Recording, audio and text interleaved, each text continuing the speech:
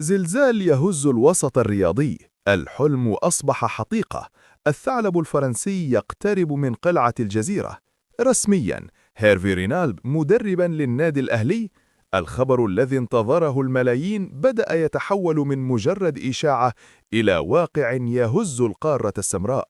كل شيء بدأ بمفاجأة من العيار الثقيل في الرياض بعد انتهاء ودية المنتخب السعودي الأخيرة التي كانت ضمن التحضيرات النهائية للمونديال. صدر القرار الصاعق: إقالة هيرفي رينارد من تدريب الأخضر. الخبر كان صدمة للجميع، لكن في القاهرة كان هناك من يراقب الموقف بصمت وبسرعة البرق. وهل كان الأهلي لينتظر؟ البركان الأهلاوي ينفجر. إدارة القلعة الحمراء برئاسة الخطيب وياسين منصور اتخذت قراراً لا رجعة فيه. انتهى الوقت. الجماهير الأهلاوية لا ترحم، والنتائج الأخيرة كانت القشة التي قصمت ظهر البعير. خروج كارثي من دور أبطال إفريقيا أمام الترجي، ووداع صاعق لكأس مصر أمام المصرية للاتصالات. موسم لا يقبله أي أهلاوي. الغضب الجماهيري وصل لمداه، وكان لابد من زلزال حقيقي يعيد الأمور لنصابها. وهنا يتدخل الحوت. رجل الأعمال وياسين منصور لم يكتفي بمراقبة الموقف، بل أخذ زمام المبادرة شخصياً. تواصل فوري مع وكيل أعمال هيرفي رينارد. الأهلي لم يقدم مجرد عرض، بل عقد القرن في تاريخ المدربين في إفريقيا.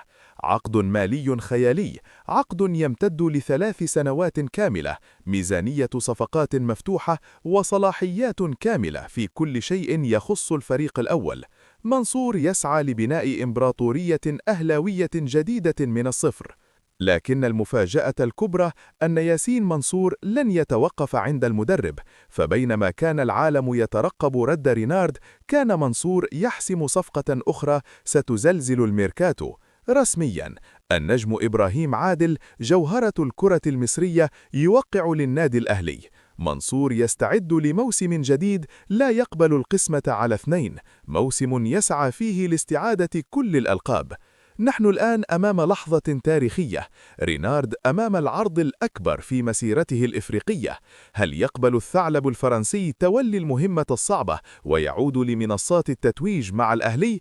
وهل يكون إبراهيم عادل هو شريكه في هذا المشوار الطويل؟ اكتبوا لنا في التعليقات، هل رينارد وإبراهيم عادل هما الثنائي الذهبي الذي سيسعد جماهير النادي الأهلي ويستعيد المجد؟